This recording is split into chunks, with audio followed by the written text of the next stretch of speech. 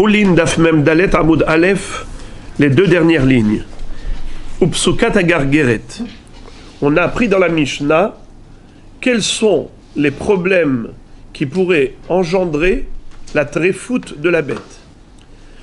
On a vu toute une liste d'organes que si jamais la bête a été atteinte dans l'un de ces organes, eh bien en effet, elle est tréfa. Et la Torah nous dit qu'on n'a pas le droit de manger une terefa.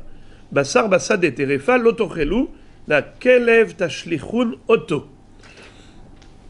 Alors je rappelle succinctement la mahloket, à savoir quelle est la définition de tréfa. Selon notre Mishnah, c'est une bête qui n'est pas viable. À partir du moment où elle a été atteinte de telle manière à ce qu'elle ne pourra pas vivre longtemps, principalement la chita qui est reconnue, c'est 12 mois.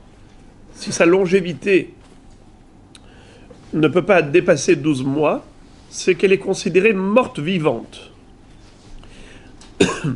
Puisqu'elle est morte de son vivant, elle ne sera pas cachère avec une shchita. Elle est tréfa. Et tréfa, justement, la définition, c'est qu'elle ne peut pas vivre longtemps. Mais on avait vu qu'il y avait Rabbi Ishmael qui avait donné un enseignement selon lequel la notion de terefa n'est pas liée à la vie ou la mort. C'est pas parce qu'elle a un problème de santé qui peut porter atteinte à son existence qu'elle est terefa. Non. Terefa, ce sont des défauts, entre guillemets, qui ont été énumérés par Moshe Rabbeinu, c'est-à-dire qu'Akadosh Baruch Hu a dit à Moshe Rabbeinu oralement, voici quels sont les problèmes, les défauts physiques qui peuvent donner à la bête le statut de terefa. Et par conséquent, elle est immangeable, elle est impropre à la consommation. Ça, c'était de manière générale. Donc je reprends maintenant notre Mishnah. Elle considère que le problème de terefa, c'est un problème de vie et de mort. Lorsque l'organe est atteint de manière mortelle, alors c'est vrai qu'elle est terefa. Prenons maintenant le canet. Canet, c'est la trachée. C'est le conduit de l'air. Quand elle respire par la bouche, eh bien, ça passe par la trachée et ça va au poumon. L'air va au poumon. Si le canet était coupé, rompu, et on voit ça même de l'extérieur, est-ce qu'elle est terefa? Réponse non. Dans quel cas elle sera oui terefa? Que si la coupure du canet est telle que le rove du canet a été coupé. Si c'est une petite coupure, elle est cachère. Si c'est une grande coupure qui atteint le rove, la majorité du canet, dans ce cas-là, elle est taref. Alors maintenant, la Gemara va nous expliquer qu'est-ce que ça veut dire la majorité du canet. Comment est-ce qu'on calcule cette majorité? Tana. Kama psuka tagargeret beruba. La rupture de la gargueret, c'est-à-dire le canet, c'est lorsque ça a été coupé par n'importe quel objet qui a déchiré le canet, berov, quand c'était le rov. Vekamaruba, quand on nous parle de rov de quoi? Rov de combien?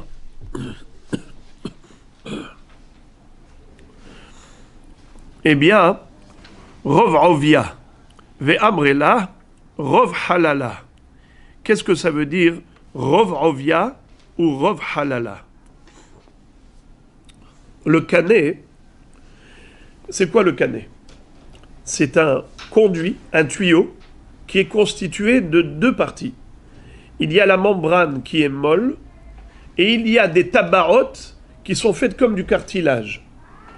Ces tabarotes-là, qui sont les unes après les autres, les unes derrière les autres, qui constituent le canet, c'est la souplesse du canet, c'est parce que justement, il y a une membrane qui est molle, et il y a également la partie cartilage, qui est ce qu'on appelle du shous, qui est rigide, qui est dur. Cette partie-là, qui est rigide, si par exemple, on va couper le canet en deux, et on va avoir un regard transversal, d'une coupe transversale, vous allez voir qu'au niveau de l'intérieur, de l'espace, de la cavité, du conduit, eh bien, c'est un cylindre, c'est un cercle normal. Quand vous avez un cercle, vous allez pouvoir créer un diamètre, c'est-à-dire couper en deux, vous avez la moitié du cercle. Si vous descendez encore un peu plus bas, vous avez la majorité du cercle. Donc, lorsqu'on parle de l'espace interne du conduit qui s'appelle canet, l'espace, il est circulaire, en forme circulaire. On a un rond. Le rond, tu le coupes en deux, tu as le diamètre. Si tu descends encore un peu plus bas, tu as la majorité du cylindre. Tu as la majorité du cercle. C'est si tu prends comme référence l'espace interne du conduit qui s'appelle canet. À ce moment-là, tu as une forme ronde. Si tu coupes la moitié, ça s'appelle 50%. Tu coupes un peu plus bas que ça. Si tu coupes un peu plus bas que ça, tu as coupé pas que la moitié, tu as coupé la majorité. Ça s'appelle rov. Alors si c'était coupé avec un couteau de shchita, c'est très bien. Mais imaginons que c'était coupé avec une scie. Tu as coupé le canet avec une scie. Figurez-vous, si tu as coupé que 50%, et après tu as pris un couteau de shchita kasher, c'est kasher. Parce que quand tu avais coupé 50%, ça ne s'appelait pas encore shchita. C'était juste un défaut que tu lui as fait à la bête. Mais ce défaut ne la rend pas très fin. Tu prends le couteau de shchita et tu passes de 50 à 51%, ça c'est la shchita. Et c'est kasher. C'est vrai. On va lui donner un mouchoir, elle va pleurer, et on va pleurer avec elle, mais sans plus. Non, parce que moi, on dit qu'on aiguise bien le couteau, c'est pour ne pas faire souffrir la bête. Oui, oui, mais c'est un goy qui a fait ça, c'est pas moi. Le goy, il a pris la scie, il a commencé à lui couper. Et après, il est parti quand il a fait la moitié. Il a fait 50%. Après, le juif, il est venu, il a complété. Et il a fait 1%. De 50 à 51%. Ça s'appelle Rov Halala. Le Rov du Halal. Halal, c'est-à-dire l'espace. Donc maintenant, une fois qu'on a obtenu ce résultat de Rov Halal, c'est bien. Mais certains disent que non, ce n'est pas comme ça que ça marche. Il ne faut pas que Rov Halala. Rov Ovia. Qu'est-ce que ça veut dire Rov Ovia? Si tu coupes le Rov du Rovi, il faut se référer non pas juste à l'espace interne, mais tu dois te référer à la totalité, c'est-à-dire avec le cartilage, avec le contour et l'épaisseur de la paroi de la garguerette. Regardez Rashi, Rov Ovia.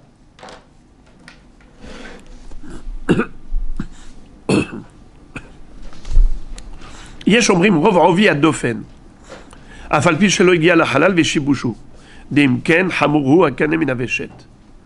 Alors regardez la troisième ligne de Rashi. Rov Ovia kelomar, c'est-à-dire ki mesha'arinan ruba berov Ovia mesha'arinan ve'ovi הקנה היינו מן העור ולצוואר, דאילו מן הראש ולחזה ואורך, ולרוחב הצוואר ורוחב הקנה.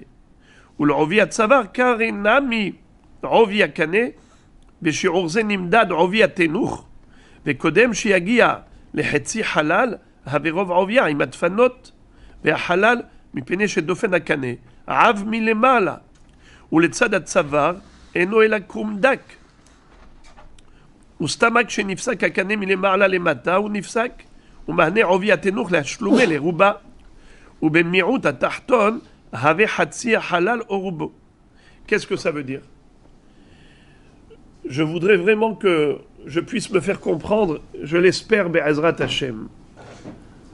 Voyez-vous ici, je prends ce verre pour essayer d'illustrer. Ce que je vais faire, donnez-moi s'il vous plaît votre stylo Todaraba. Merci beaucoup. Imaginez-vous ça. D'accord? Le canet, vous voyez ce stylo-là qui est jaune? Imaginez-vous qu'il avait une forme circulaire et qu'il complétait, c'est-à-dire qu'il entourait le canet. D'accord? Il fait partie du canet. Il entoure la membrane molle.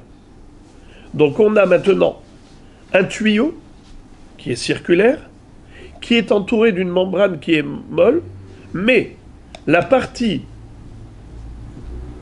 Merci beaucoup. Alors voyez-vous là, c'est superbe, c'est une très très bonne idée. Je ne sais pas si vous voyez bien dans le film, mais en tout cas, voilà. La membrane molle, c'est ce verre en plastique, d'accord? Je le pose ici à l'intérieur. Et c'est très bien qu'il soit posé comme ça. Pourquoi? Parce que comme il descend plus bas, et là-haut, le verre en carton qui est plus haut, c'est exactement la situation de la garguérette. Quand vous avez une coupe transversale de la garguérette, qu'est-ce que vous allez voir de profil? Vous allez voir que le cartilage en dessous, il est fin, au-dessus, il est épais. À l'extérieur de la gorge, du coup, c'est plus épais. Et donc, figurez-vous que si je prenais un couteau et que j'allais couper comme ça, de manière transversale, la garguérette, je peux m'arrêter au milieu. Je m'arrête au milieu de la coupe, et vous savez qu'est-ce que j'obtiens? J'obtiens le rove de la largeur de la garguérette déjà coupée. Comment j'ai obtenu le rove? Eh bien parce que le cartilage étant plus épais en haut qu'en bas, donc si je regarde de profil en coupant la moitié de l'espace circulaire qui est à l'intérieur, même si j'ai coupé que la moitié, mais au niveau de la globalité, j'ai déjà coupé le rove. Ça veut dire que si je prends la totalité de la circonférence de la garguérette, quand je coupe le rove de l'ensemble, je n'ai pas coupé le rove de l'espace interne. Dans l'espace interne, il se peut même que j'ai coupé moins que la moitié. Et tout de même, au niveau de la totalité, j'ai coupé le rove. Et si j'ai coupé le rove, c'est cachère. Pardon, excusez-moi. Au niveau, si ça a été coupé par une scie, comme ça, c'est pas cachère, elle est très fin. J'ai pris une scie, j'ai coupé comme ça jusqu'à la moitié du canet. Quand je dis la moitié du canet, c'est la moitié par rapport à l'espace interne. Quand je regarde le halal à l'intérieur, en effet, j'ai coupé la moitié. Je suis arrivé au diamètre. Avec une scie. Est-ce que la bête est cachère ou pas cachère? Si je me réfère à l'espace interne, alors je dis la bête elle est cachère. Pourquoi? Je n'ai coupé que 50%. Puisque je n'ai coupé que 50% de l'espace interne, avec la scie, il n'y a pas de problème. Il y aurait eu problème si j'avais coupé le rove. Mais maintenant que j'ai coupé que la moitié, ça va. Je prends un couteau de shhita maintenant, je passe de 50 à 51%, c'est la shhita, c'est cachère. Parce que tu as pris comme référentiel l'intérieur. Mais si tu prends comme référentiel l'extérieur et non pas l'intérieur, alors par rapport à l'extérieur, mon cher ami, quand tu as coupé la moitié à l'intérieur, tu as coupé le rove à l'extérieur. Et puisque c'est avec la scie que tu as coupé déjà le rove, donc elle est très fin. Alors, qu'est-ce qui est plus humra? C'est le référentiel rov ovia ou bien le référentiel rov halala? Qu'est-ce qui est plus mahmir au niveau de halachot de trefot? Rov ovia. Si tu dis rov halala, ça veut dire que tu n'as pas encore fait le rov du halal, bien que tu aies fait le rov du ovi, elle est encore cachère. Mais si tu dis qu'on se réfère par rapport au rov ovia, alors elle n'est plus cachère, puisque tu as coupé avec la scie. Le rov ovia. Puisque l'épaisseur du cartilage à l'extérieur est plus épais en haut qu'en bas. Alors, Moraï Verabotai, la Gemara maintenant va nous raconter, par rapport à cette mahloket qu'on vient de voir, est-ce que la référence, c'est Rov Ovia ou bien Rov Halala? On va voir une très jolie histoire. La Gemara raconte, première ligne. Du conduit interne. Comment? On parle du conduit interne, On parle du conduit. Donc ça veut dire que... Oui, du conduit interne, exactement. L'essentiel, c'est de savoir que le conduit interne a été coupé à plus de 50%. Donc maintenant, comme on a une épaisseur supplémentaire et que j'ai coupé les deux, j'ai déjà dépassé 50%. C'est ça que ça veut dire. Exactement. Alors c'est pour ça que ça dépend maintenant à quoi on l'a fait. Si on l'a fait avec un couteau, ça pose aucun problème. Exactement. Si, c'est adhérent. Est-ce que je commence à mesurer de l'extérieur ou je commence à mesurer de l'intérieur? Justement, est-ce que je prends en considération l'épaisseur de la paroi ou bien je ne prends pas en considération l'épaisseur de la paroi? C'est-à-dire la circonférence. Est-ce que c'est de l'extérieur que je mesure toute la circonférence? Et comme c'est asymétrique, ce n'est pas symétrique à l'extérieur. Car l'épaisseur de la paroi en haut, elle est plus épaisse que l'épaisseur de la paroi en bas. C'est la raison pour laquelle, lorsque je vais couper, je vais avoir une coupe transversale, je vais regarder, c'est plus épais en haut qu'en bas. Alors, si je me réfère au niveau de tréfa, quand on a dit qu'elle s'est déchiquetée, elle a été déchirée par une scie par exemple, ou un objet saillant quelconque, qui a déchiré le canet, Beroubo, elle était réfa, qu'est-ce que tu appelles Beroubo? Est-ce que c'est roubo par rapport à l'extérieur, en prenant en considération l'épaisseur de la paroi, ou bien c'est de l'intérieur, en prenant en considération que l'espace vide, le rov de l'espace vide. L'espace vide interne, c'est le référentiel. On coupe, bien sûr, on coupe les parois. Quand on fait la shrita, on coupe les parois. Mais pour mesurer qu'est-ce qui s'appelle rov, on mesure l'espace vide. Le rov... Je pourrais faire, là, vous interrompre parce que c'est sur une image. C'est-à-dire que je pourrais faire avec les couteaux le tour complet du canon, enfin de la déchet, sans tout la shrita. Exactement. Exactement. Tout coupé, pratiquement. Bien sûr. Si on n'a pas touché, si on n'a pas touché, on n'a pas transpercé, si on n'a pas transpercé, on n'a rien fait. Il faut couper à l'intérieur de l'espace vide. Comment? Oui, bien sûr, c'est pas une shrita, ça. Non, mais maintenant, là, essayez de comprendre un peu plus la subtilité. C'est que nous essayons de comprendre la Mishnah qui nous a dit Pesukat hagargeret terefa. Une bête qui a le canet, la trachée, qui a été rompue par un objet saillant, comme par exemple une scie. Un goy est venu avec la scie, il a commencé à couper la bête, il lui a coupé la garguerette. Eh bien, malgré tout, elle peut être cachère. Dans quel cas c'est cachère? S'il n'a pas coupé le rov avec la scie. Mais s'il avait coupé le rov avec la scie, moi je ne peux pas venir après avec le couteau et continuer. Ça y est, elle est très fin. Mais s'il avait coupé que la moitié, moi je viens avec mon couteau de shrita et je termine. Je passe de 50% à 51%, j'ai fait le rov, c'est cachère. Je continue la shrita. Oui, exactement. Par contre, maintenant, la question est de savoir que si le goy a déjà fait le rov avec la scie, alors ça y est, elle n'est plus cachère, elle est très fin. Qu'est-ce que tu appelles le rov? C'est ça notre discussion. Mahloket. Il y en a un qui dit rov, c'est rov ovia. L'autre il dit rov, c'est rov halala. Quelle est la différence? Si je dis rov halala, c'est que je suis mekil. Si je dis rov ovia, c'est que je suis mahmir. Pourquoi? Pourquoi Rov Halala, c'est une Kula?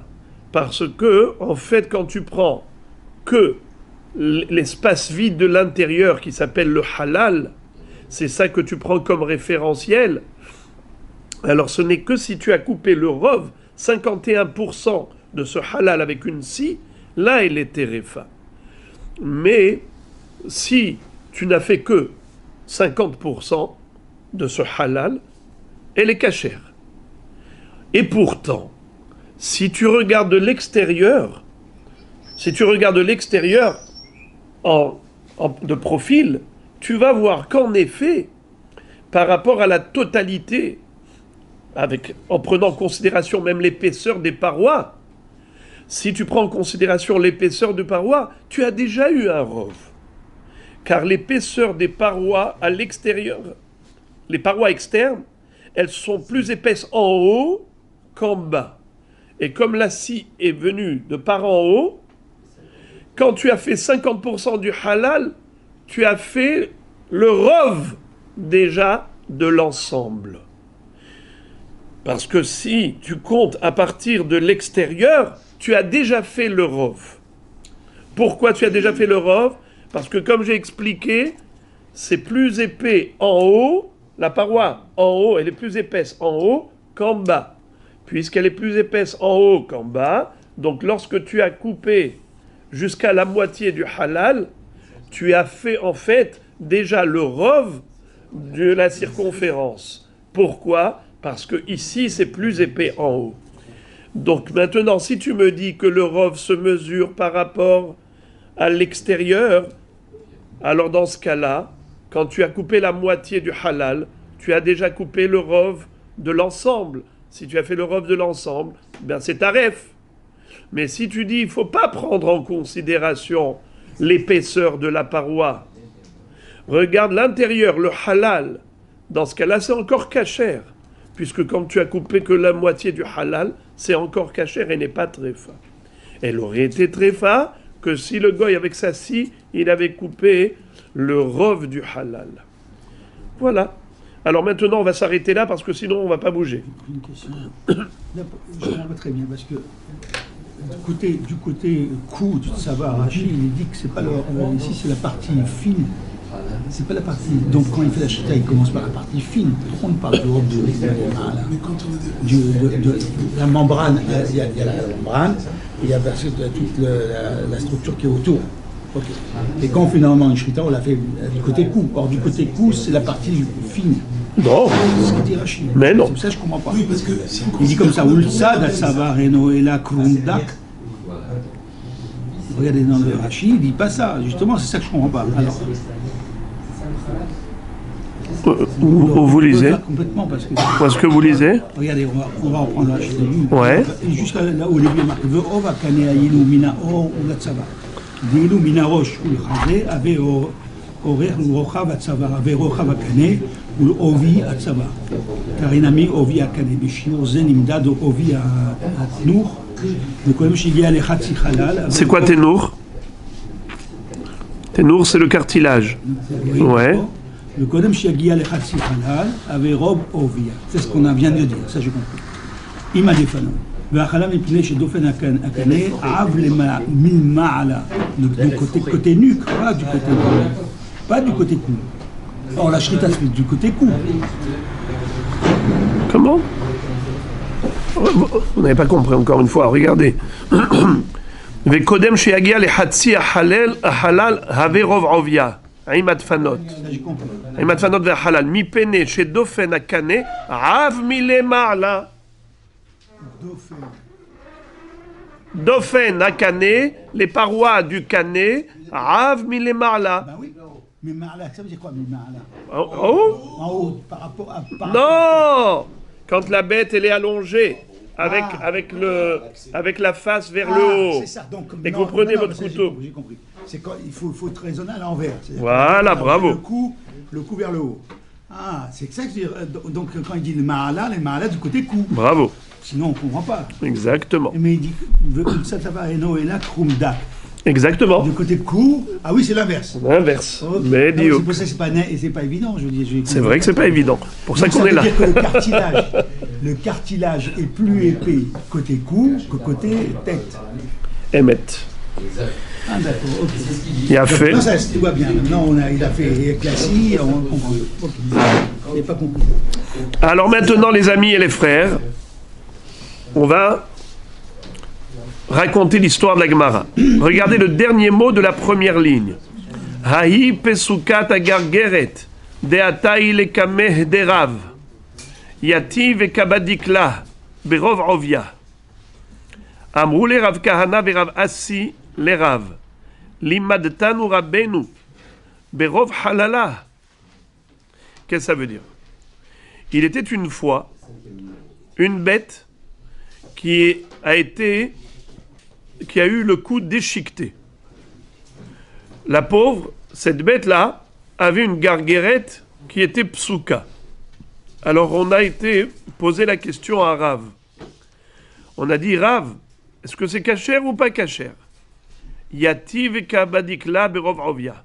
Rav, il s'est mis à faire le calcul du rov par rapport à l'épaisseur des parois, en prenant en considération l'épaisseur des parois. Donc, de l'extérieur et pas de l'intérieur du halal. Donc il a été mahmir, il n'a pas été mekil. Amrou le Rav Kahana ve Rav Assi le Rav. Alors Rav Kahana et Rav Assi ont dit à leur maître, Rav, limadtanu rabbenu berov halala. On ne comprend pas. Toi-même, un jour, tu nous as enseigné la Gemara, la halacha, et tu nous as dit que on pouvait être mekil, la kula, se référer plutôt au halal, à l'espace interne, et non pas à la circonférence par rapport à la globalité, la totalité de l'extérieur. Eh bien, Rabotai, qu'est-ce qui va se passer? Rav, quelque part, il avait comme un cas de conscience. Bien que dans la théorie, il avait enseigné que c'était permis, mais dans la pratique, il ne voulait pas s'appuyer sur ce qu'il avait appris. Il a dit, s'il vous plaît, déchargez-moi de cette responsabilité. Envoyez cette bête à Rabba Bar Hana, que lui tranche la halacha. J'ai pas envie de prendre sur mes épaules cette responsabilité. Alors Rabba Bar Hana, qu'a-t-il dit?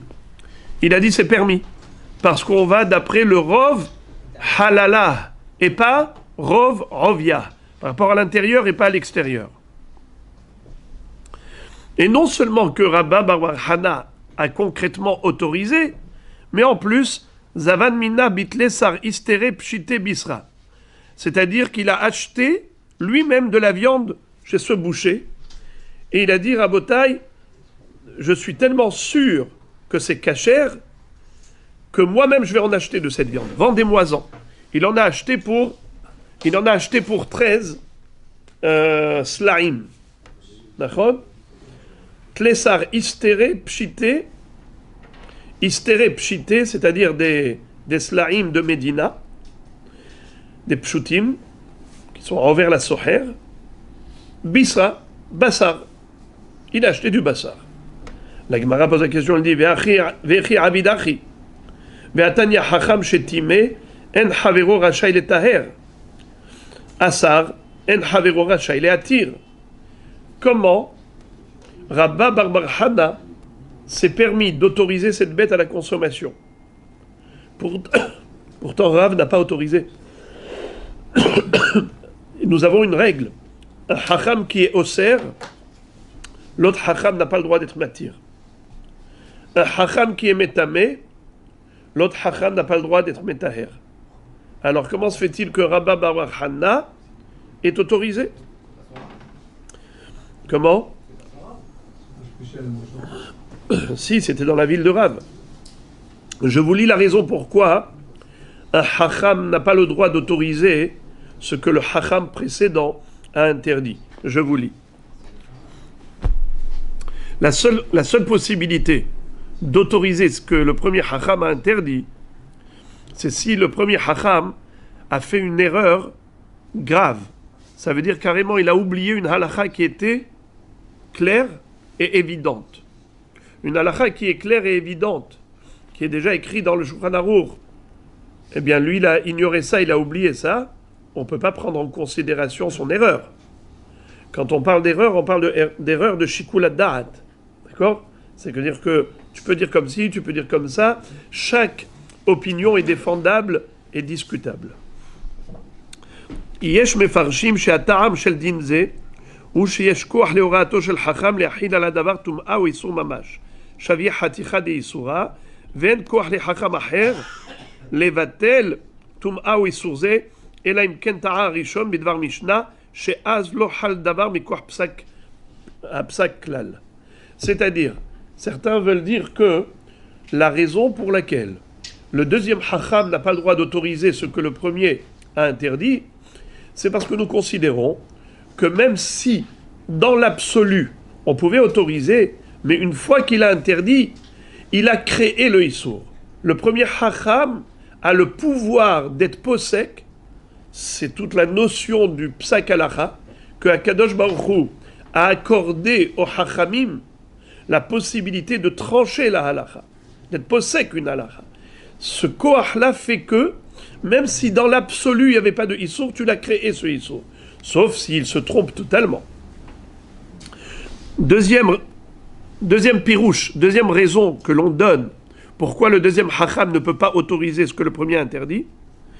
Yesh mefarshim shelo hal tum'a ou issour mehamat psak mut'e afilu matarut hayta beshikul ad-da'at mikol makom en lechacham acher listor et pisko shel hacham harishon mipene kevodo vegam kede shelo yira'e kilu yesh shte torot she'achat matira ve'ashniya oseret. Autre explication, c'est qu'il s'agit là du kavod du premier hacham. Quand le deuxième hacham va contredire le premier, il va causer un manque de kavod au premier. Et en plus, c'est un manque de kavod pour la Torah elle-même, parce que les gens vont se retrouver dans une confusion, comme si on avait deux Torotes. La Torah de ce Rav, la Torah de ce Rav, les gens, ils ne savent plus où donner de la tête.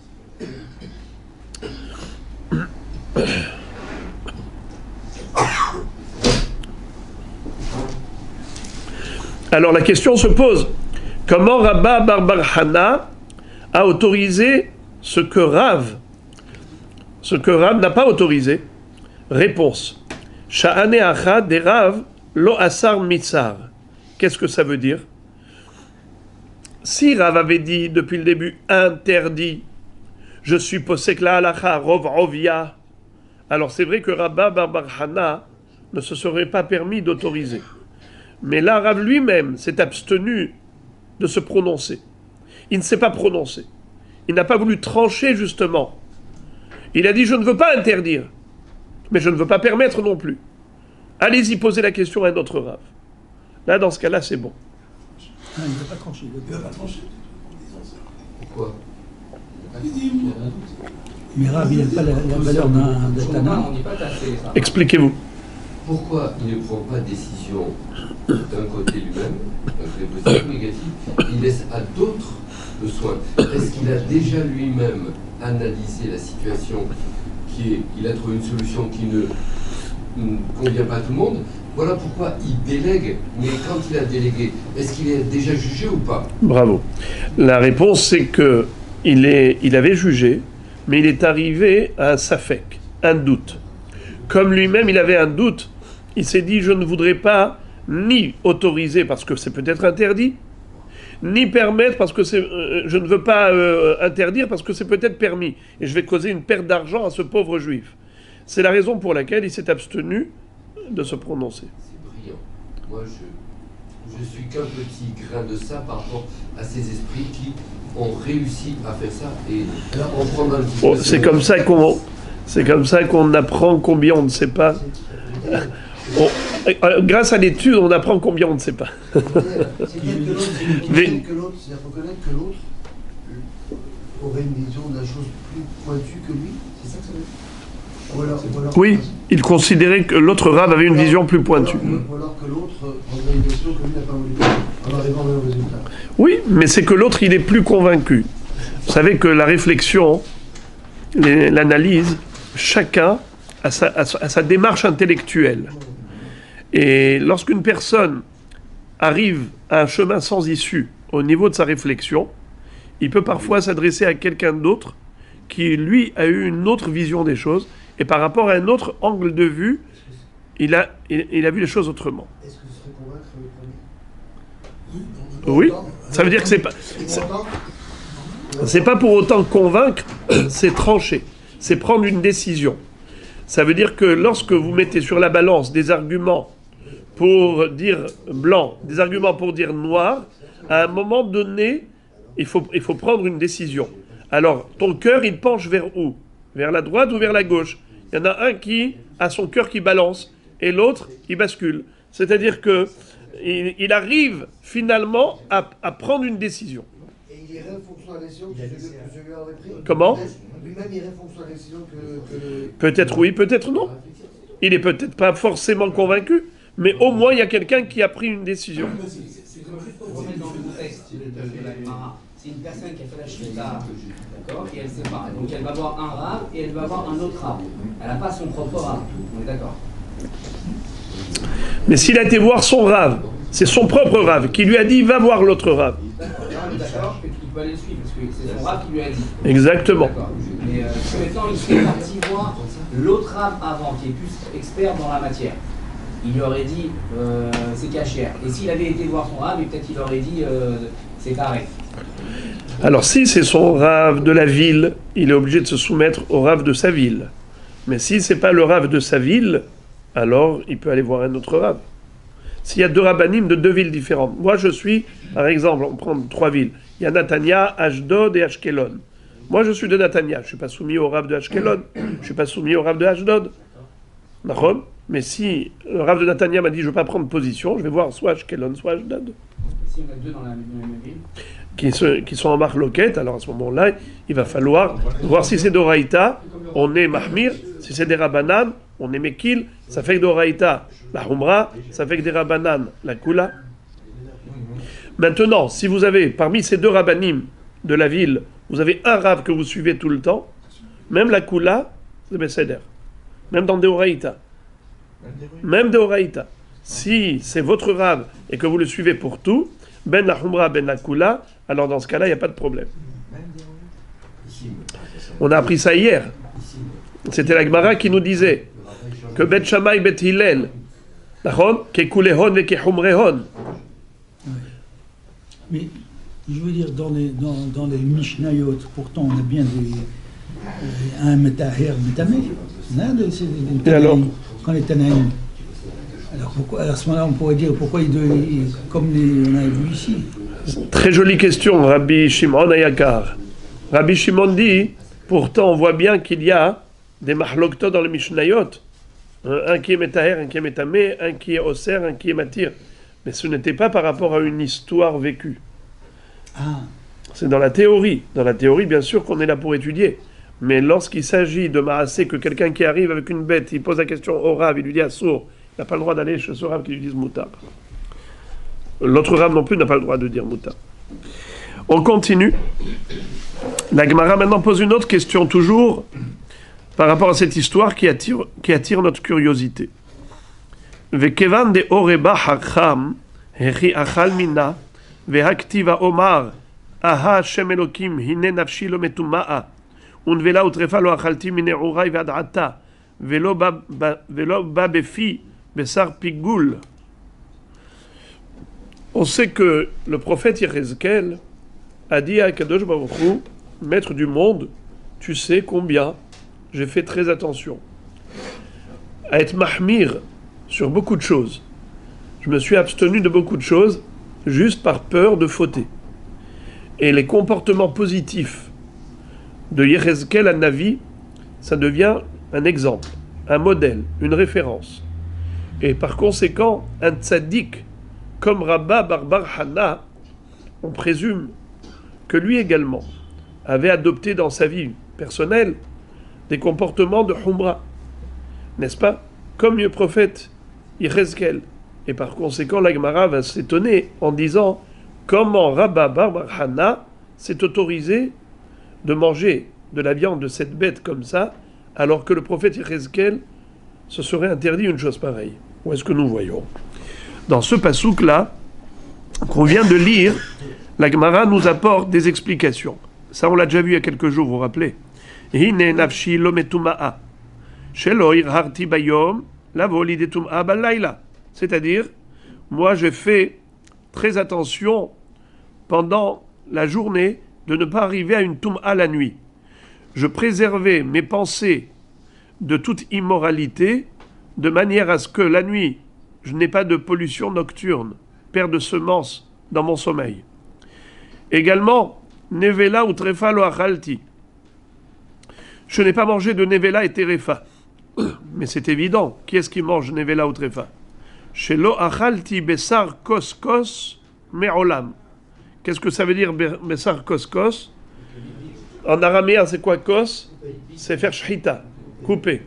Alors, lorsqu'il y a une bête qui est mourante, ce qu'on appelle mesoukenet, on n'a pas envie de perdre cette viande. Haval, si elle meurt toute seule, elle va devenir nevela. Qu'est-ce que je fais? Je cours avec cette bête chez le shohet. Je lui dis, vite, vite, shohet, coupe, fais la shchita avant qu'elle meure. Mais au moment où il a fait la shchita, peut-être que juste à ce moment-là, il a expiré son âme. Peut-être c'est le couteau du shohet qui a tué la bête. Peut-être qu'elle était déjà morte au moment où il lui a coupé le cou. Alors, à ce moment-là, tu vas commencer à dire, est-ce qu'elle était méfarkesset, est-ce qu'elle a gigoté, pas gigoté? Tu vas entrer dans des considérations à n'en plus finir et peut-être que tu vas manger de la nevela. Pourquoi tu vas entrer dans des problèmes pareils? Si tu es quelqu'un du commun, ordinaire, eh ben tu dis, attends, là, l'arrêt, qu'est-ce qu'elle dit? Permis, laisse-moi tranquille. Mais si tu es quelqu'un qui est yiré shamaim, quelqu'un qui craint Dieu, tu as très très très peur de la faute, tu préfères t'abstenir. Tu dis non. Même si on peut trouver des justifications pour autoriser cette viande, mais moi je ne veux pas manger de la viande de couscous. Je ne veux pas manger de la viande d'une bête mourante que j'ai dit au shohet, couscous, coupe vite avant qu'elle meure. Non, je préfère m'abstenir. Eh bien ça c'était le comportement du prophète Yézéchiel. Également, le prophète Yézéchiel a dit Loba befi besar pigoul. Qu'est-ce que ça veut dire? Je n'ai pas mangé de la viande abominable. Pigoul, en général, ça fait allusion au korbanot, quand on a fait la shrita d'un korban avec une mauvaise intention. C'est-à-dire que normalement, quand tu fais la shrita du korban, tu sais pertinemment que ce korban, tu pourras le manger pendant un certain laps de temps. Parfois, c'est shneyamim velayla ehad, parfois, c'est yom valayla. Par exemple, le korban hatat et hacham, ou le korban toda, ça se mange les yom valayla, le jour d'ashrita et la nuit qui suit. Si c'est shlamim, c'est shneyamim velayla ehad, le jour d'ashrita, la nuit qui suit et le lendemain. Alors en effet, si tu avais l'intention de manger pendant le temps convenable, hinemato, mais si tu as pensé par exemple manger au-delà du temps imparti, tu vas manger cette viande après 3 jours. C'est le 3e jour. Là, ça s'appelle pigoul. Dès que tu as fait la shrita, cette viande, elle est déjà abomination. Pourquoi? Parce que tu as fait la shrita avec l'intention de manger cette viande au-delà du temps imparti. Ça s'appelle déjà pigoul. Même si tu as regretté, c'est trop tard. Cette viande, elle est abominable. Alors, qu'est-ce que nous dit Yézéchiel Hanavi? Je n'ai pas mangé de la viande pigoul. Boker Tov, qui est-ce qui mange de la viande pigoul? Personne. Hayaf Karet, celui qui mange du pigoul. Alors, Yézéchiel ne va pas se glorifier d'avoir respecté un issour de Karet.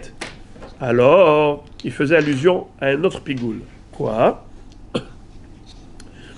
Shelo achalti mimbehema sheoraba hacham. Waouh! Figurez-vous que Yézéchiel Hanavi a dit je n'ai jamais mangé d'une bête qu'on a présenté à Hacham pour qu'il nous dise si c'est kasher ou assour.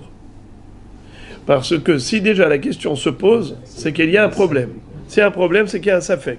Alors, bon, ce Hacham, il a cherché à trouver des circonstances atténuantes, à trouver des justifications pour autoriser finalement, mais à savoir s'il n'y a pas peut-être une erreur, s'il n'y a pas un safek, je préfère m'abstenir. Pourquoi j'ai besoin de rentrer dans des problèmes? Pourquoi prendre des risques? Pas besoin de prendre des risques. Je m'abstiens. Donc, Ça, c'était de la grandeur du Yechezkel Hanavi. Et c'est pour ça que la Gemara tout de suite va poser la question, elle va dire Rabba Bar Hana, comment tu as mangé de cette viande dont toi-même tu as été moré la halacha? Pourtant, Yechezkel Hanavi a dit que si déjà la question se posait, c'est que ce n'est pas glatt. Si ce n'est pas halak, comment tu as mangé? Dernière explication, c'est quoi? Lo achalti besar pigoul, mishum Rabbi Natan amru, chez lo achalti mi behema, chez lo ormu matenotea. Ça veut dire que normalement, quand on fait de l'abattage rituel, après avoir abattu la bête, qu'est-ce qu'il faut donner au Kohen? Zeroa, et Hayaim, et Keva. Ce sont les trois parties que l'on donne au Kohanim. De toute bête. N'importe quelle bête que tu as fait shrita, tu dois donner au Kohen Zeroa, les Hayaim, et Keva. Si tu n'as pas donné au Kohen, d'accord? Est-ce que le reste de la viande, c'est Tevel? Non. Dans les céréales, dans les fruits, on a trouvé la notion de Tevel. Tant que tu n'as pas prélevé la terouma, le maaser, tous les fruits sont interdits. Mais pour la viande, c'est pas pareil. Tu dois donner au Kohen, zéro alechayaim et keva. Mais si tu n'as pas donné, est-ce que ça a rendu toute la bête interdite? Pas du tout. Il n'y a pas de notion de tevel dans les behemoths. Et tout de même, Yechezkel Hanavi disait, moi, je ne goûtais pas à une viande prise d'une bête dont le propriétaire n'a pas donné au Kohen zéro les hayaim et keva. Lohurmu matenotea. Comme si c'était du tevel. Ça, c'était la grandeur du tzaddik Yechezkel Hanavi. Fin de citation. Donc la question, c'était celle-là. Comment Rabba Bar Hana, le tzaddik, a mangé de la viande de cette bête pour laquelle il y avait une she'ela de kashrut? À savoir, est-ce qu'on va d'après le Rov Ovia ou le Rov Halala au niveau de Psukat Agargeret? C'était pas une bête normale. C'était une bête qui avait le canet coupé, déchiqueté.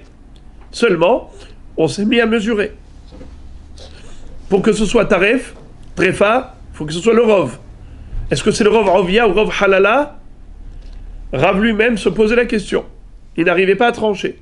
Rabba Bar Hana, qu'est-ce qu'il tranche? Il dit Rov Halala. Et donc c'est kasher. Puisqu'il n'y avait pas encore de Rov Halala. Mais ça s'appelle Behema chez Rabba Hacham. Une Behema qui a été kashérisée par le Hacham. Et toi, Rabba Bar Hana, tu es un tzaddik. Tu devrais t'en abstenir comme Yechezkel Hanavi. Réponse. Hanemile Milta Detalia Bisvara. Rabba Bar Hana Agemare Samach. Qu'est-ce que ça veut dire? Il y a deux sortes de questions. Il y a une question qui est taloui beshikul hadat, mais il y a une question de halacha qui est une question de connaissance. Il y a chokhma, bina vaddaat. C'est quoi chokhma? Chokhma, c'est le savoir. C'est quoi bina? C'est l'intelligence. Quelle est la différence? Le savoir, ce sont des informations. A, B, C, D. Tu apprends des règles. Des règles. Ça, c'est chokhma. Il n'y a pas besoin de réfléchir. Tu as appris, tu as entendu, tu as retenu. Mais il y a bina. Bina, c'est mevin davar mitor davar. Tu dois approfondir, analyser, creuser, réfléchir. Alors, on nous dit comme ça. Quand est-ce qu'il y a lieu d'être mahmir par rapport à une behema chez Rabba Hacham? C'est seulement lorsque le Hacham il a été matir alpi shikul ad-da'at. Le Hacham il a été matir en prenant la responsabilité de trancher par rapport à sa propre intelligence. Il avait plusieurs données, il a tout mis sur la balance et il s'est mis donc à réfléchir. Finalement, il a dit tiens, je tends vers le héter, je penche vers l'autorisation. Ça, c'est en effet permis dans l'absolu, mais un Yerei Shamaim comme Yechezkel Hanavi ou comme Rabba Bar Hana, il y a lieu de s'abstenir en disant pourquoi je vais prendre un risque. Mais dans le cas où c'est une question d'information, Le Rav X n'avait pas l'information. Le Rav Y avait l'information. Eh bien, le Rav Y dit, mais pourquoi tu voudrais que je m'abstienne? Moi, j'ai reçu de mon Rav que c'est moutard. Point à la ligne. La question, pour moi, ne se pose même pas. C'est pas qu'il y a une question et une réponse. Il n'y a pas de réponse parce qu'il n'y a pas de question. Pour moi, il n'y a pas de question. C'est clair, net et précis. Terefa, ce n'est qu'à partir du moment où la psukat agargeret, elle a été coupée, rompue, avec une scie ou n'importe quel objet saillant, berov halala, pas berov ovia. Or, cette bête-là, c'était rov ovia, mais c'était pas rov halala. Pourquoi tu voulais la considérer tréfa? Il n'y a pas de raison. Donc, voilà pourquoi il s'est permis de manger lui-même de cette bête. Parce qu'il dit, pachot, à Gemare samar. C'est quoi Gemare? Traduction du mot Gemara. Enseignement. On a reçu des enseignements qu'on étudie. C'est de l'étude. Donc, lui, il a une Gemara, il a une tradition. S'il a une tradition, il n'y a pas de chokhmot là-dedans. Pourquoi tu veux te mahmir? C'est moutard. Point à la ligne. Tu veux maintenant inventer des Issourim? On n'a pas inventé des Issourim, nous. You understand? Donc voilà pourquoi il s'était permis de manger de cette viande. Il n'y a pas à être marmire. S'il veut être marmire, c'est bon, t'as envie de le faire, t'as envie de le faire, c'est pas une obligation. Oui, mais un tzaddik et mahmir, ça on le sait. C'est ce qui fait la différence entre le tzaddik et celui qui ne l'est pas. Oui, mais c'est pas parce Ou le chassid. Le chassid, on va dire comme ça. Pas le tzaddik, le chassid. Tzaddik, c'est celui qui est shomer la halacha. Il fait le tzedek. Chassid, il est mitchased et mukono. Il fait l'ifnim mishoratadin. Il fait plus que ce que la halacha oblige. S'il ne fait pas des khumrot en tzaddik, il peut être tzaddik aussi. Tzaddik, oui, mais pas chassid. Oui, que je vous raconte une blague, mais qui n'est pas... C'est-à-dire une vraie histoire vécue. Je l'ai entendu du Rav Galinsky Zatzal. Rav Galinsky avait beaucoup d'humour. Il était au côté de la Maharavi et il a croisé là-bas un Kumar. Alors, ce Kumar-là lui a dit, moi je suis de Hassidé Umot HaOlam. Il lui a dit, pourquoi tu dis que tu es parmi un des justes parmi les nations? Il lui a dit, parce que moi j'aime les juifs. Alors Rav Galinsky lui dit, tu sais pourquoi on dit Hassidé Umot HaOlam, on ne dit pas Tzaddiké Umot HaOlam? Pourquoi on dit Hassid et pas Tzaddik? Il dit parce qu'un Tzaddik, c'est celui qui est shomer la halacha. Un Hassid, c'est celui qui fait plus que la halacha. Il lui a dit, d'après la halacha, halacha beyadoua chez Esav sonne le Yaakov. Rachid dit, halacha, Esav, il a de la haine pour Yaakov. L'antisémitisme, c'est quelque chose qui est naturel chez Esav, et donc, halacha beyadoua chez Esav sonne le Yaakov. Il lui a dit, je vois que tu n'es pas shomer la halacha. Alors il lui a dit, tzaddik, c'est sûr que tu n'es pas. Parce qu'un tzaddik, il est shomer la halacha. Alors, on dit Hassidé ou Mot HaOlam parce qu'il fait plus que la halacha. Il lui a dit, en tout cas, tu n'es pas tzaddik. Bon. Mais Kitsour, la Gemara considère que Rabba Bar Hana aurait certainement adopté les mêmes comportements positifs que Yechezkel an-Navi. Et elle a répondu qu'en effet, là, il n'y avait pas lieu de Humra, puisqu'on ne fait pas de Humra contre la tradition. Tu fais une Humra lorsque, comme on a dit, le safek, il est basé sur une réflexion. Et après, tu dis, bon, allez, c'est pas grave, c'est moutard. Là, peut-être que tu as pris un risque. Tu as tranché un peu avec trop de tolérance, trop de légèreté, peut-être. Le cœur peut palpiter. Mais lorsqu'il s'agit de règles, ce sont des règles bien définies, des informations qu'on a reçues, on va les contre ce qu'on a reçu. C'est ça le chassid. C'est quelqu'un qui dit, moi je suis plus marmire que Dieu. Dieu a permis. Ne cherche pas à faire des humrot plus que la Torah. Comment? Une personne qui mangerait Rothenberg n'est pas médine. Alors là, vous m'avez posé une question dans le film. Pensez-vous que je vais répondre? Exactement.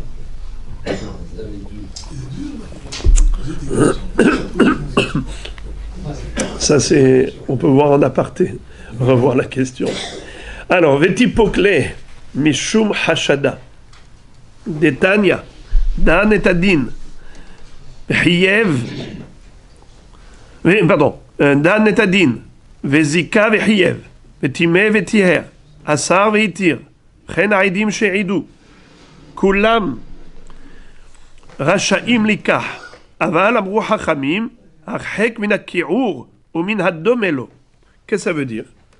La question de la Gemara, toujours à propos de cette histoire de Rabba Bar Hana, qui nous dit que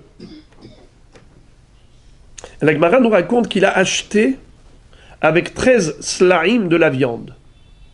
Mais il donne l'impression d'avoir acheté pour pas cher de la viande qui aurait dû être interdite. C'est-à-dire, peut-être que les gens vont soupçonner Rabba Bar Hana d'avoir dit kasher pour que le boucher dise « Ah, toi tu me dis kasher, au lieu que je jette cette bête que je la vende au goïm, maintenant je pourrais la vendre dans ma boucherie. Merci Rabba Bar Hana. En retour, moi aussi, je te fais un très bon prix. Un très bon prix. »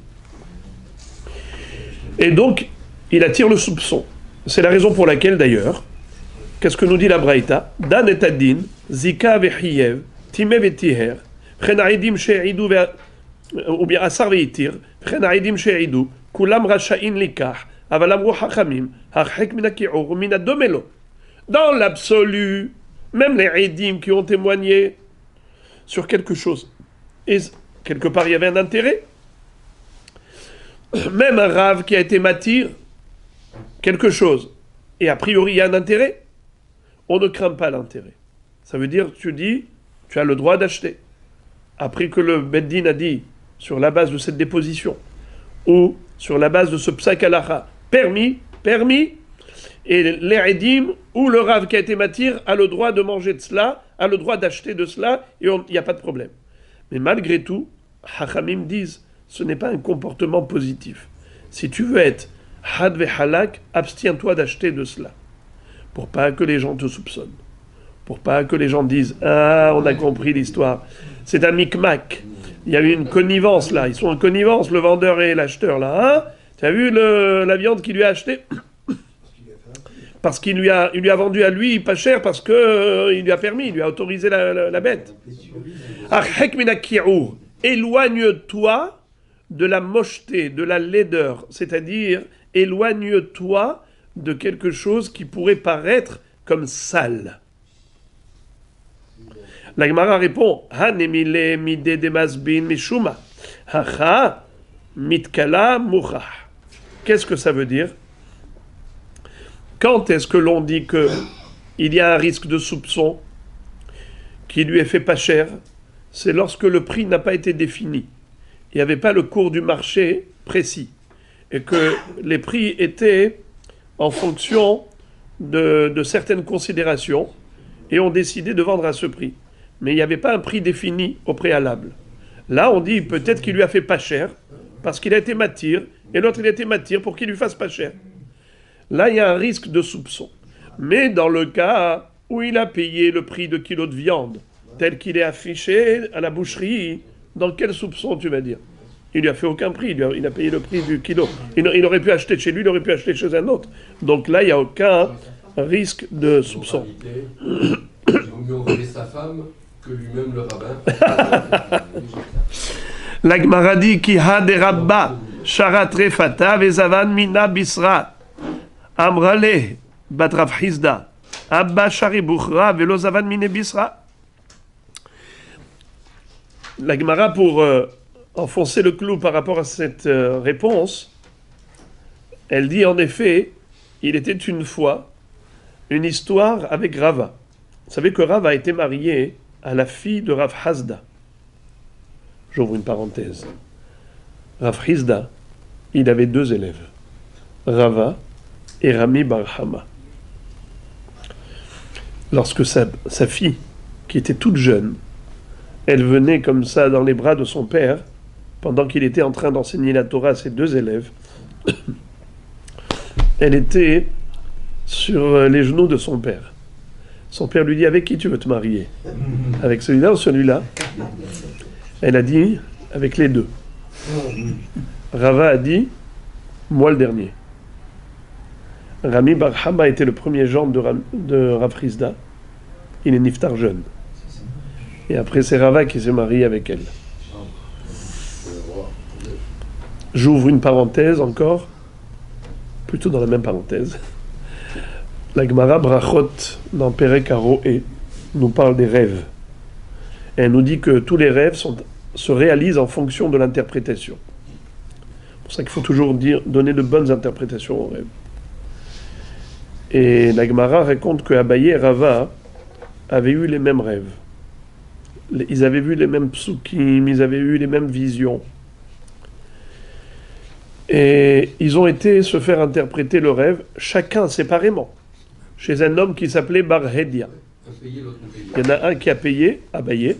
Rava a sollicité Bar Hedia, mais il n'a pas payé. À ce moment-là, Rava ne savait pas que les rêves se réalisaient en fonction de l'interprétation.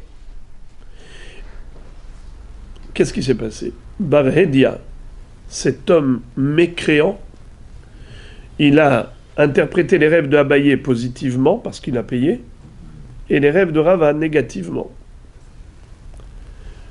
Tout s'est réalisé pour Abaye pour le bien, tout s'est concrétisé pour Rava pour le mal. L'une des interprétations était que sa femme allait mourir, la femme de Rava, et elle est décédée. Quand plus tard, Rava a découvert cet enseignement qui dit que tous les rêves se concrétisent en fonction de l'interprétation qu'on leur donne, il a dit à Bar Hedia, je te pardonne tous les malheurs, mais sauf la mort de la fille de Rav Hizda. La mort de sa femme, il ne lui pardonne pas. Et la Gemara dit que ce Bar Hedia, plus tard, a été attrapé par le gouvernement, il a été inculpé pour une faute qu'il avait commise, et ils l'ont sanctionné en l'écartelant. Il a été écartelé, ils l'ont attaché à deux cèdres, à deux palmiers, des deux pieds, avec des cordes. Ils ont courbé comme ça les arbres, et après, ils ont lâché les arbres. Il a été écartelé. C'était ce rachar-là, il a eu cette sanction dans ce monde, cette manière pour le mal qu'il avait commis envers Rava. En tout cas, ici, la Gemara nous raconte en disant que Rava avait autorisé une tréfa et ensuite il a acheté de la viande de cette... Pas une tréfa, hasve shalom.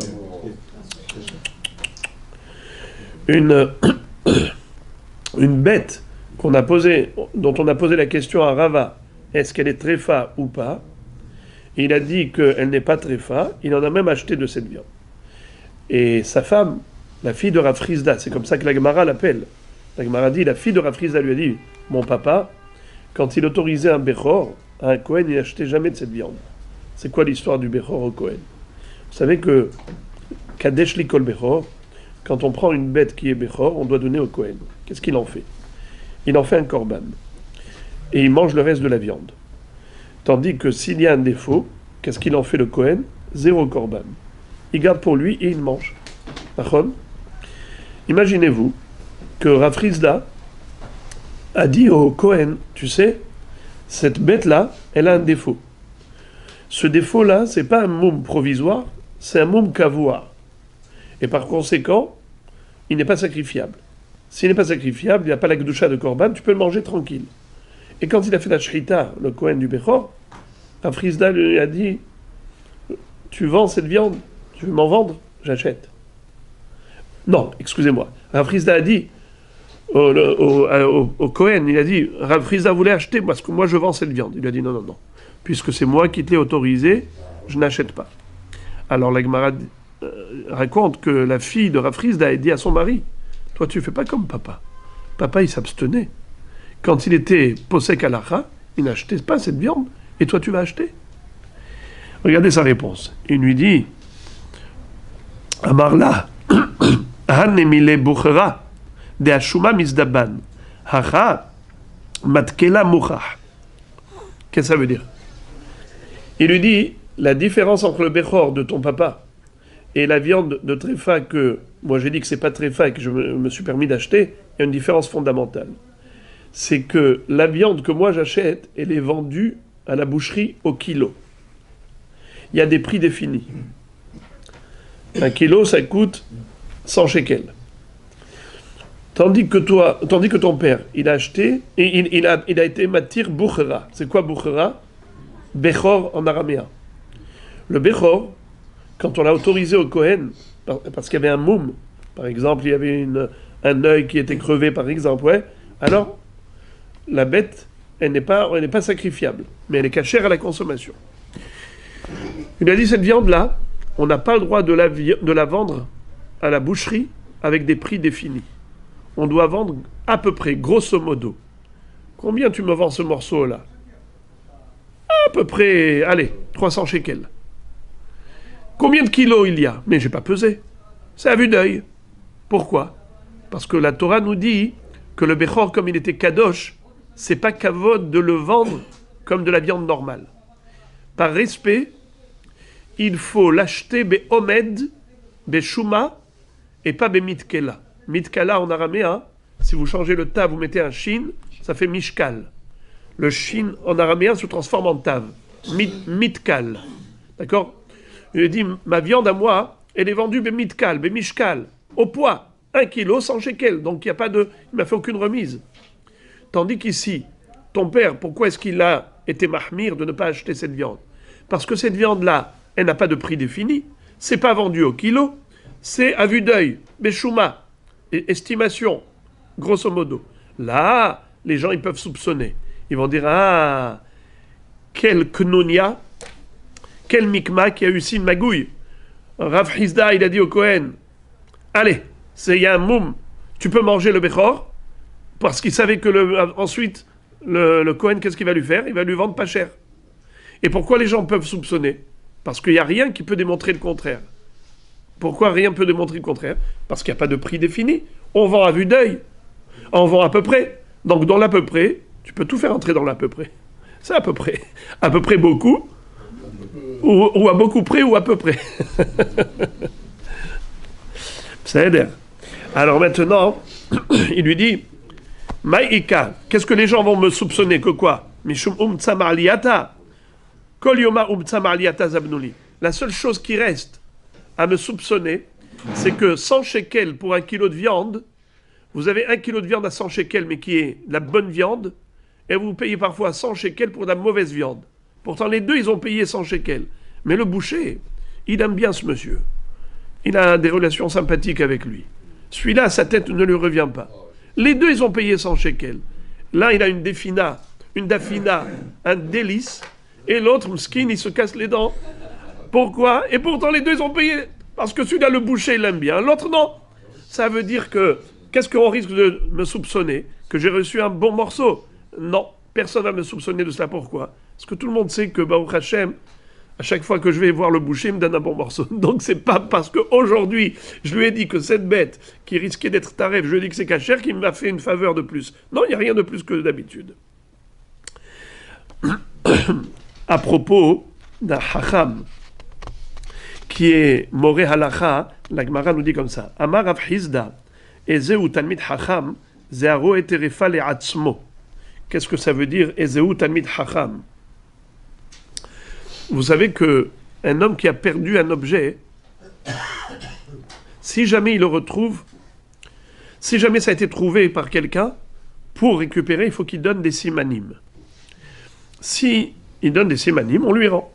Maintenant, imaginons, c'est un objet neuf, où il n'y a pas beaucoup de simanim, mais ça veut dire qu'il ne se souvient pas des simanim. Mais il dit, écoute, quand je le vois, je vois que c'est le mien. Je ne pourrais pas te donner des signes distinctifs, mais rien qu'à vue d'œil, tu me le montres, je sais que c'est le mien. Est-ce qu'on rend un objet sur la base de la crédibilité qu'on accorderait à cet homme ou pas? Réponse, ça dépend. Si c'est un Talmid Hacham, oui. Parce qu'un Talmid Hacham, il ne va pas mentir. Nachon, l'homme est chané bemile. Il ne va pas mentir. Alors tu peux lui rendre ce qu'on appelle clé anporia. Kle Anporia. C'est quoi Kle Anporia? La Gemara dit dans Bava Metzia, dans Eno Metziot, Enpo Re'ia. Ou Enpo Re'aya. Ankol Panim, Enpo Re'aya, dans le sens où il n'a pas de preuve de simanim, mais en le voyant, tu peux le croire. Alors, qui est Talmid Chacham? Qui tu considères Talmid Chacham? La Gemara dit, Ezeu Talmid Chacham, Zeharoe Terefa Le'atzmo. Ça veut dire que il avait un safek. Est-ce que cette bête elle est cachère ou pas? Il regarde et dit Taref. C'est dur. Parce que c'est plus facile de dire Taref pour les autres que pour soi. S'il a été capable de s'interdire la bête et de dire Terefa, alors Roé, Terefa Le'atzmo, regardez Rashi. Dernière petite ligne. Zeharoe Terefa Le'atzmo. Kshenolad safek trefut bebehemto. Venir ebo ta'am le isur ve ta'am le heter eno has aleha ve osra. Ça veut dire que il s'interdit dans le cas du doute. Tu as une raison de dire permis, une raison de dire interdit. Qu'est-ce que tu choisis de dire? Tu penches vers le isur ou le heter. Si tu as été capable de t'interdire, eh bien, c'est que tu es Talmid Chacham. Ve'amar Rav Hizda ezeu Sonne matanot ihye, zaroe terefa le'atzmo. Qu'est-ce que ça veut dire? Ezeu sonne matanot ihye. Un homme qui est les cadeaux, qui haït les cadeaux, il vivra longtemps. Ben, c'est qui haït les cadeaux? C'est quelqu'un qui roe terefa le'atzmo. Même la bête qui était à lui, il s'en abstient, hein, à plus forte raison qu'il va s'abstenir de ce qui n'est pas à lui. Alors lui, il rentre dans le cadre de sonner matanot ihye. Celui qui est les cadeaux vivra longtemps. Nous avons une règle. C'est un passouk dans Michelet qui dit que celui qui ne dépend pas des autres vivra longtemps. Sonner matanot ihye. Être dépendant d'Akadosh Baruch Hu, c'est que tu dépends de la source de vie. Lorsque tu es dépendant des êtres humains qui sont limités, eh bien tu t'es relié à ceux qui eux-mêmes n'ont pas le pouvoir de se procurer de délivrance. Al tivtehu bin divim beben adam she'en lo teshua. N'aie pas confiance en les donateurs, parce que l'homme, il n'est pas capable de s'aider lui-même. Quand il est lui-même dans la galère, comment il fait pour s'en sortir? En lo teshua. Pour lui-même, tu vas compter sur lui. Tu comptes sur une créature au lieu de compter sur le Créateur. Sonne matanot ihye. Quand tu comptes sur le Créateur, là tu vivras longtemps. Alors on te dit que qui est-ce qui rentre dans ce cadre de sonne matanot ihye? C'est celui qui est capable de renoncer même à un profit par rapport à quelque chose qui lui appartenait. Comme ici, ça fait que terefa, ça fait que l'oterefa. Et son cœur lui dit non, mais c'est moutard, c'est moutard. Il dit non, je ne veux pas prendre de risque. Juste par peur de tomber dans le Issour, même s'il a 60% de Héter et 40% de Issour, il se dit non, je vais m'abstenir. Pour lui. Hein? Pour lui-même. Pour les autres, non. D'accord, pour les autres, il est obligé de trancher la halakha. Là, il est très falé atzmo. Il est vécu pour les autres, il est pour lui. Ouais. C'est ça qu'on dit. Vadaï. Darash Marzoutra Mishme de Rav Hizda. Kol mi shekore veshone veroe terefa le'atzmo veshimesh talmidei chachamim alav katuvo mer yegia kapecha ki tochel ashrecha vetovlach. Qu'est-ce que ça veut dire? Il y a un passouk qui dit dans Tehilim, si tu manges du fruit de ton labeur, eh bien tu peux t'estimer heureux et tu auras le bonheur. Ba'olam hazeh et ba'olam haba. C'est qui? C'est celui qui étudie la Torah, c'est celui qui est meshamesh talmidei chachamim veroe terefa le'atzmo. Ça veut dire que c'est un homme qui a la connaissance. Et il aurait pu ne pas être mahmir. il a plein de raisons pour être matir. Il dit voilà, il fait un pile-poule et il commence à justifier par A plus B. Il dit non, je préfère m'abstenir. Par rapport à moi-même, je préfère m'abstenir. Puisqu'il y a eu ici un safek, ro'e terefa le'atzmo. Pour lui, il est posek terefa. Un homme pareil, il y a gia kapecha ki tochel. Ça veut dire que celui-là, s'il a été capable d'un tel sacrifice, donc c'est sûr qu'il ne va pas aller voler les autres, qu'il ne va pas aller truander, il va manger juste du fruit de son labeur, eh bien il méritera cette bracha qui est Ashrecha vetovlach. Rav Zevid Amar zoche venochel shne olamot, olam hazeh veolam haba, Ashrecha baolam hazeh vetovlach leolam haba. D'ailleurs, à propos de sonner matanot, de haïr les cadeaux, la Gemara raconte Rabbi Lazar qui avoue meshadrele mi benesi amide lo shakil. Rabbi Lazar, c'était quelqu'un de pauvre, n'est-ce pas? Rabbi Lazar était pauvre, Rabbi Lazar ben Pedat. Mais tout de même, lorsqu'on lui envoyait toutes sortes de cadeaux du Bet An-Nassi, mi Benessia, de la maison du président de la communauté, lo shakil, il refusait. Il ne voulait pas prendre de cadeaux.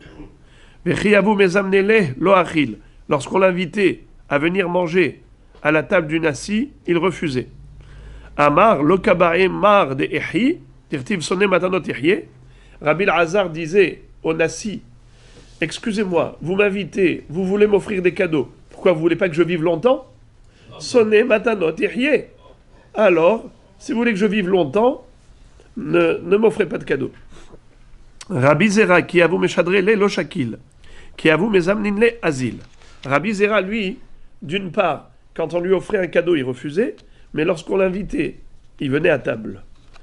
Amar, itiakurehu demitiakubi. En fait, pourquoi j'y vais? Je réponds à l'invitation, parce qu'en fait, quand il m'invite, c'est pour aussi se glorifier. Dire que Rabbi Zera est venu à leur table, donc c'est pas eux qui me rendent service. C'est moi qui leur rends service.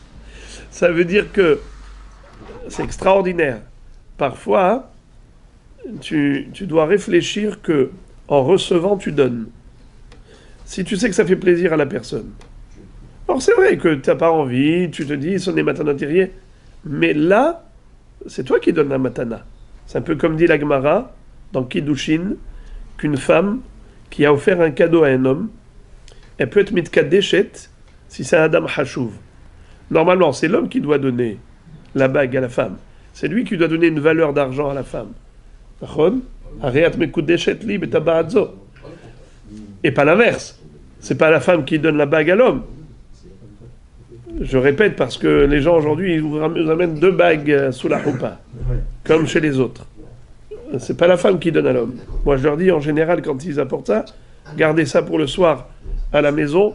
Vous ferez un cadeau dans le Heder Ihoud ou un cadeau comme vous voulez, mais pas sous la roupa. Il ne faut pas qu'on arrive à la confusion de croire que, comme l'homme achète la femme, acquiert la femme aussi va acquérir l'homme. Pas du tout.